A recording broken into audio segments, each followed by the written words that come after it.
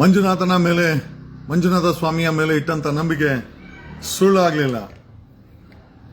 ಮಂಜುನಾಥ ಸ್ವಾಮಿ ಕೊನೆಗೂ ಸ್ವಲ್ಪ ಲೇಟ್ ಆಗಿರ್ಬೋದು, ಆದರೆ ನಮ್ಮೆಲ್ಲರ ಕಣ್ಣನ್ನ ಧರ್ಮಸ್ಥಳ ಮಂಜುನಾಥ ತೆರೆಸಿದ್ದಾನೆ. ಇವತ್ತು ಈ ಒಂದು ಹತ್ಯಾಕಾಂಡಕ್ಕೆ ಒಂದು ದೊಡ್ಡ ತಿರುವನ್ನ ಭೀಮಾ ಕೊಟ್ಟಿದ್ದಾನೆ. ಈ SIT, ಈ ತನಿಖೆ, ಈ ಭೀಮಾ ಈ ಹೆಣ್ಣು ಮಕ್ಕಳ ವಿರುದ್ಧವಾಗಿ ಸತತವಾಗಿ ದಿಕ್ಕು ತಪ್ಪಿಸುವಂತ ಒಂದು ದೊಡ್ಡ ಷಡ್ಯಂತ್ರವನ್ನ ಒಂದು ದೊಡ್ಡ ಗುಂಪು ಮಾಡ್ಕೊಂಡ್ ಬರ್ತಾ ಇದೆ. ಅವರೆಲ್ಲ ಹತ್ರ ಅಧಿಕಾರ ಇದೆ. ಮೊದಲನೇದಾಗಿ I think all it started with once again Vasantha Giliyar ಅಂತ, ತದನಂತರ ಗೂಗಲ್ ಪೇಗಳು, ತದನಂತರ ವಿಶ್ವೇಶ್ವರಯ್ಯ ಭಟ್ಟ, ಎಲ್ಲದಕ್ಕೂ ಆದಮೇಲೆ ವಿರೋಧ ಪಕ್ಷದ ನಾಯಕ ಅಶೋಕ, ಈಗೊಬ್ಬ ಕೇಶವ ಮೂರ್ತಿ ಗೌಡ ಅಂತೆ, ಧರ್ಮಸ್ಥಳದ ಮಾಜಿ ಪಂಚಾಯತಿ ಅಧ್ಯಕ್ಷ. ಭೀಮನ ಬಗ್ಗೆ ಅವನೊಬ್ಬ ಕಳ್ಳ, ಅವನೊಬ್ಬ ದರೋಡೆಕೋರ ಅಂತ ಇಷ್ಟು ದಿವಸ ಪಬ್ಲಿಕ್ ಟಿವಿ ರಂಗಣ್ಣ ಈ ಹತ್ಯಾಕಾಂಡದ ಬಗ್ಗೆ ಮಾತೇ ಆಡಿಲ್ಲ. ನೆಗೆಟಿವ್ ನ್ಯೂಸ್ ಅನ್ನ ಪಬ್ಲಿಕ್ ಟಿವಿ ಓಡಿಸ್ತಾ ಇದೆ. ಎಂತ ಮಾನಸಿಕ ಸ್ಥಿತಿ ಬಂತು ರಂಗಣ್ಣ ನಿನ್ಗೆ? What should we tell you? ಮಾಡಿ ಬೇಡ ಅಂತ ಇಲ್ಲ, ಕನಿಷ್ಠ ನೈತಿಕತೆಯನ್ನ ಮೆರಿಬೇಕಲ್ವಾ? ಇಲ್ಲೊಬ್ಬ ಹೇಳ್ತಾ ಇದ್ದಾನೆ, ಧರ್ಮಸ್ಥಳದ ಗ್ರಾಮದ ಒಂದು ಮಾಜಿ ಪಂಚಾಯತಿ ಅಧ್ಯಕ್ಷ, ಮೋಸ್ಟ್ಲಿ ಕಾಂಗ್ರೆಸ್ ಪಾರ್ಟಿ ಅಂತೆ. ನೋಡ್ರಿ ಕಾಂಗ್ರೆಸ್ ಪಾರ್ಟಿ ಅವರೇ, ನಿಮ್ಮ ಪಕ್ಷದವರು ಅಂತ ಹೇಳಿದ್ದು ಗೊತ್ತಿಲ್ಲ ನನಗೆ. ಈ ವ್ಯಕ್ತಿ ಏನ್ ಆರೋಪ ಮಾಡ್ತಾ ಇದ್ದಾನೆ? ಇವ್ರಿಗೆಲ್ಲ SIT ನೋಟಿಸ್ ಕೊಟ್ಟು ಇವರನ್ನ ಕರೆಸ್ಕೊಳ್ಬೇಕು. ಈ ರೀತಿ ಮಿಥ್ಯ ಆರೋಪಗಳನ್ನ ಮಾಡಿ SITಯ ದಿಕ್ಕನ್ನ ಮತ್ತೆ ತನಿಖೆಯ ದಿಕ್ಕನ್ನ ತಪ್ಪಿಸ್ತಾ ಇದ್ದಾರೆ. ಬನ್ನಿ, ಪಬ್ಲಿಕ್ ಟಿವಿ ರಂಗಣ್ಣಂಗೆ ಈ ನೆಗೆಟಿವ್ ಸ್ಟೋರಿ ತುಂಬಾ ಇಷ್ಟ. ಬನ್ನಿ ಏನ್ ಹೇಳಿದಾನೆ ಈಗ ನೋಡೋಣ. ಓಕೆ,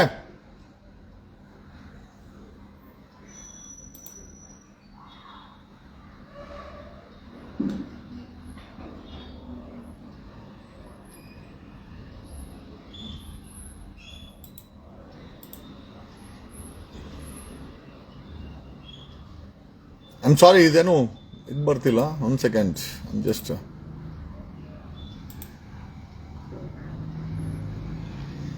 ಇಲ್ಲಿ ಒಬ್ಬ ಕೇಶವ ಗೌಡ ಅಂತ ಒಬ್ಬ, ಐ ಥಿಂಕ್ ಈಸ್ ಬನ್ನಿ I think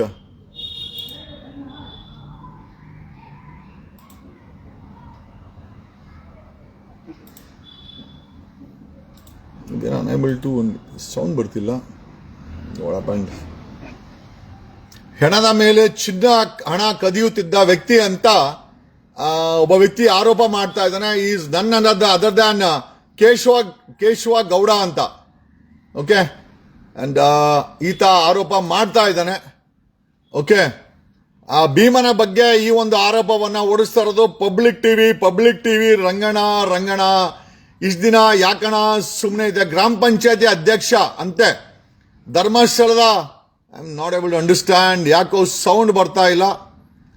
we are unable to understand. ಏನಾಯ್ತು ಸೌಂಡ್? ಏನಾಯ್ತು?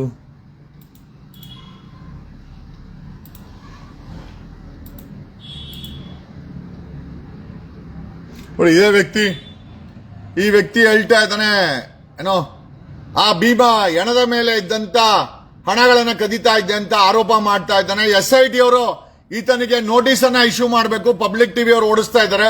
ಪಬ್ಲಿಕ್ ಟಿವಿ ಅವ್ರಿಗೆ ಸತ್ತ ಹೆಣ್ಣು ಮಕ್ಕಳ ಬಗ್ಗೆ ಕಾಳಜಿ ಇಲ್ಲ. ನೆಗೆಟಿವ್ ಸ್ಟೋರಿ ಬಗ್ಗೆ ಎಷ್ಟು ಇಂಟ್ರೆಸ್ಟ್ ಇದೆ ಅನ್ನೋದನ್ನ ನೋಡಿ. Is the one. His name is ಮೂಲತಃ ಐ ಥಿಂಕ್ ಈ ವ್ಯಕ್ತಿ ಐ ಥಿಂಕ್ ಏನೋ not able to get the sound. ಏನ್ ಸೌಂಡ್ ಏನಾಯ್ತು ಗೊತ್ತಾಗ್ತಾ ಇಲ್ಲ. ನಮ್ಗೆ ಸೌಂಡ್ ಬರ್ತಾ ಇಲ್ಲ, ಕ್ಷಮೆ ಇರಲಿ.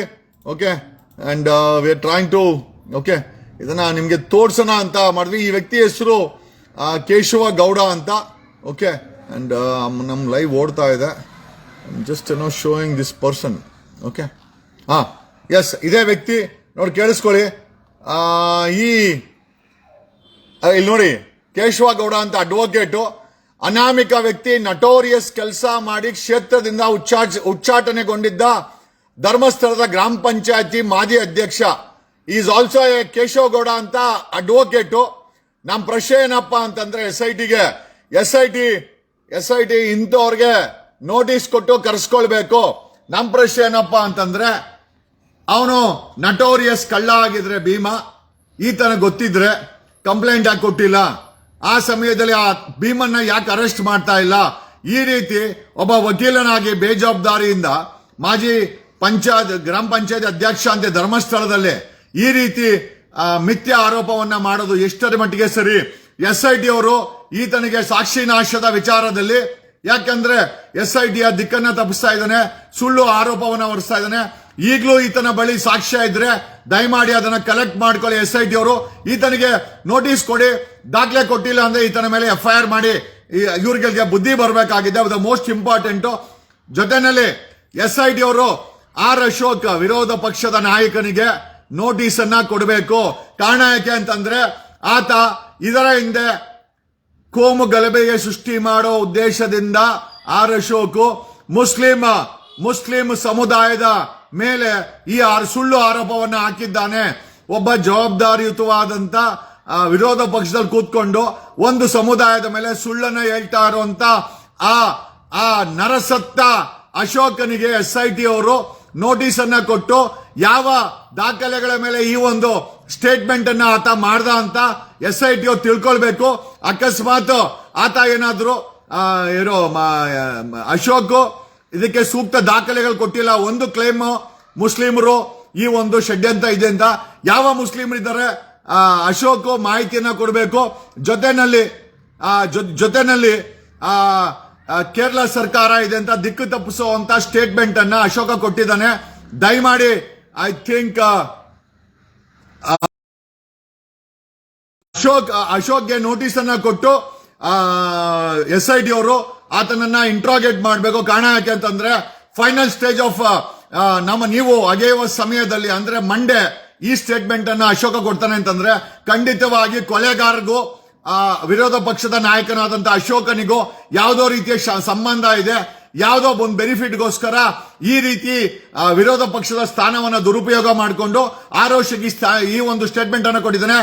ಆರ್ ಅಶೋಕ್ ಅನ್ನ ಅರೆಸ್ಟ್ ಮಾಡಲೇಬೇಕು. ನೋಟಿಸ್ ಅನ್ನ ಕೊಡಲೇಬೇಕು. Most important. ಜೊತೆನಲ್ಲಿ ಸುಳ್ಳು ಆರೋಪಗಳನ್ನ ಮಾಡದಂತ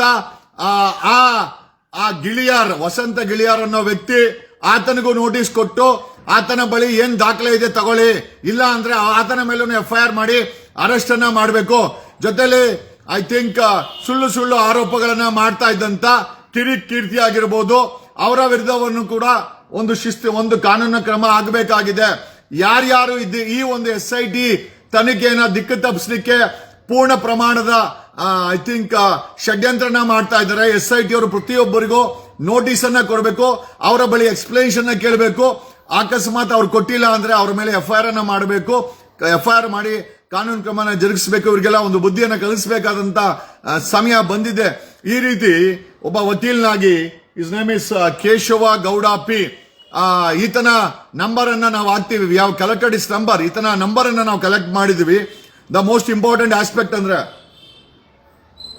ಆಮೇಲೆ ಎಲ್ಲದಕ್ಕಿಂತ ಹೆಚ್ಚಾಗಿ ಈ ಕೂಡಲೇ ವೀರೇಂದ್ರ ಜೈನ್ ಅಲಿಯಾಸ್ ವೀರೇಂದ್ರ ಹೆಗ್ಗಡೆ, ದಯಮಾಡಿ ನಿಮಗೆ ಕಿಂಚಿತ್ತಾದ್ರೂ ನೈತಿಕತೆ ಅನ್ನೋದೇನಾದ್ರೂ ಉಳಿದಿದ್ರೆ ನಿಮ್ಮ ರಾಜ್ಯಸಭಾ ಸ್ಥಾನಕ್ಕೆ ರಾಜೀನಾಮೆಯನ್ನ ಕೊಡಿ.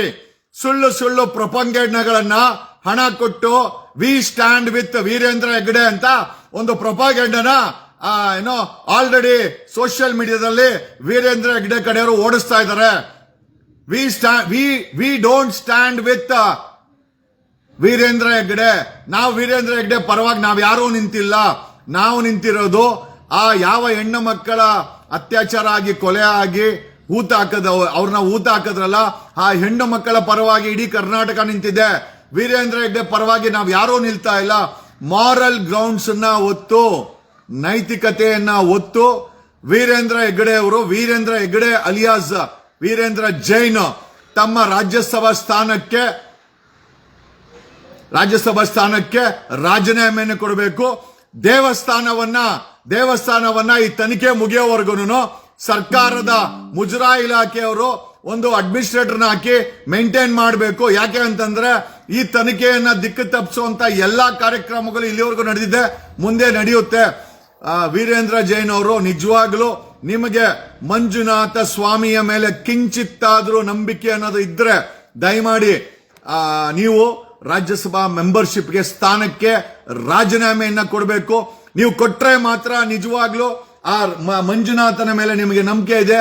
ಇಲ್ಲ ಅಂತಂದ್ರೆ ನಿಮಗೆ ನಂಬಿಕೆ ಇಲ್ಲ. ಮಂಜುನಾಥ ಅನ್ನೋ ದೈವಿಕ ಶಕ್ತಿಯ ಹೆಸರನ್ನ ನಿಮ್ಮನ್ನ ಕಾಪಾಡ್ಕೊಳ್ಳಕ್ಕೆ ತಾವು ಬಳಸ್ತಾ ಇದ್ದೀರಾ ಅಂತ ಹೇಳುತ್ತಾ SIT ಅವರು ವಿರೋಧ ಪಕ್ಷದ ನಾಯಕನಾದ ಆರ್ ಅಶೋಕ್ಗೆ ನೋಟಿಸ್ ಅನ್ನ ಕೊಡಬೇಕು.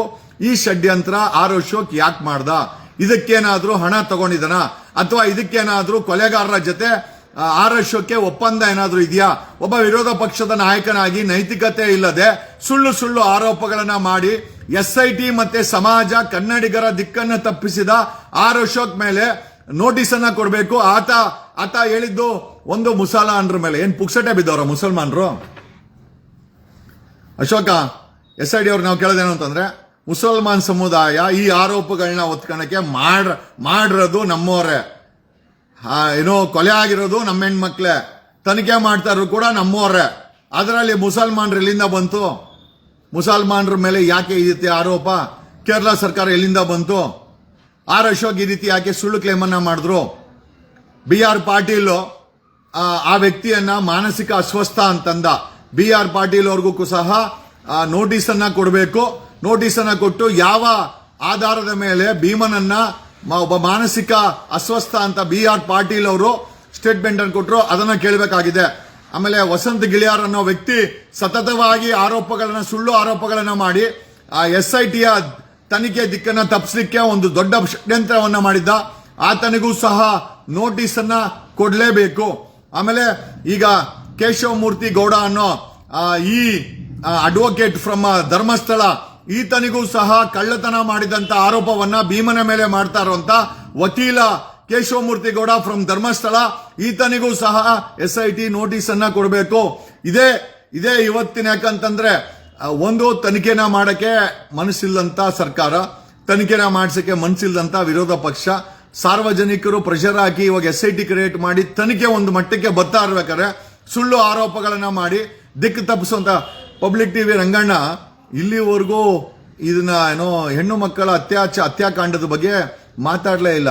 ಅದೇ ನೆಗೆಟಿವ್ ಸ್ಟೋರಿ ಬಂದ ತಕ್ಷಣ ಇಮಿಡಿಯೇಟ್ ಹಾಕೊಂಡು ಆ ಕೇಶವ ಗೌಡನ ಅಟ್ಲೀಸ್ಟ್ ರಿಲೇಬಲ್ ಸೋರ್ಸಸ್ ಈ ವ್ಯಕ್ತಿ ಮಾತಾಡ್ತಾ ನಿಜ ಸುಳ್ಳ ಅನ್ನೋದನ್ನ ವೆರಿಫೈ ಮಾಡಿದಿರಾ ನಿಮ್ಮ ಮಾಧ್ಯಮಗಳಲ್ಲಿ ಓಡಿಸ್ತೀರಾ ಅಂತಂದ್ರೆ ನೀವುಗಳೇನ ಟೈ ಅಪ್ ಮಾಡ್ಕೊಂಡಿದ್ದೀರಾ ಕೊಲೆಗಾರರ ಜೊತೆ ಅಂತ ಒಂದು that is what we R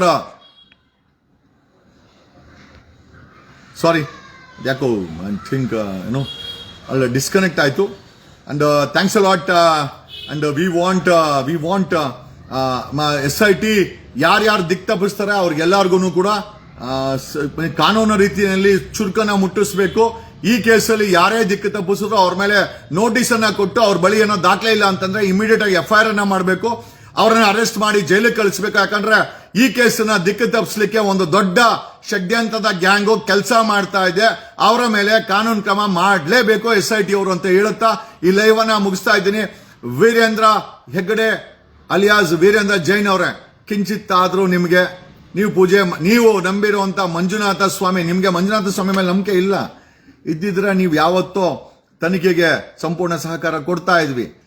ನೀವು ಆ ರಾಜ್ಯಸಭಾ ಸ್ಥಾನಕ್ಕೆ ನಿಜವಾಗ್ಲೂ ನೈತಿಕತೆ ಅನ್ನೋದಿದ್ರೆ, ಆ ದೇವರ ಮೇಲೆ ನಿಮ್ಗೆ ನಂಬಿಕೆ ಇದ್ರೆ ರಾಜೀನಾಮೆ ಕೊಡಿ. ಇಲ್ಲ ಕಾನೂನು ಕ್ರಮ ಅಂತೂ ಆಗುತ್ತೆ. There is no doubt about it. Thank you.